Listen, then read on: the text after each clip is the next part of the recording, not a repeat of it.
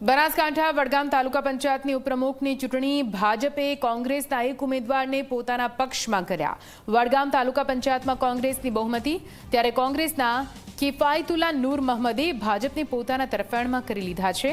તાલુકા પંચાયતના પ્રાંગણમાં જ બને છે પક્ષ સામે આવ્યા છે।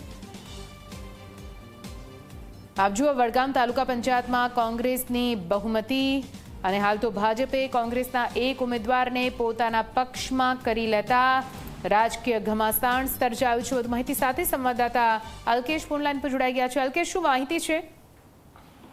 જી ચોક્કસ, આજે વડગામ તાલુકા પંચાયતના પ્રમુખ અને ઉપપ્રમુખની ચૂંટણી હતી ત્યારે મહત્વની વાત એ છે કે કોંગ્રેસને 14 બેઠકો મળી હતી, ભાજપને 13 અને એક અપક્ષ ઉમેદવાર હોવા છતાં પણ વડગામ તાલુકા પંચાયત પર ભાજપની સત્તા છે તે હાંસિલ થઈ છે। કોંગ્રેસના કિફાયતુલ્લા નૂર મહમદને ભાજપના ઉમેદવારો પોતાના પક્ષમાં ખેંચી લાવ્યા હતા અને એક અપક્ષને પણ પોતાના પક્ષમાં ખેંચ્યા હતા, જેને લઈને વડગામ તાલુકા પંચાયતે ઘર્ષણ સર્જાયું હતું। બંને પક્ષો સામે આવ્યા હતા।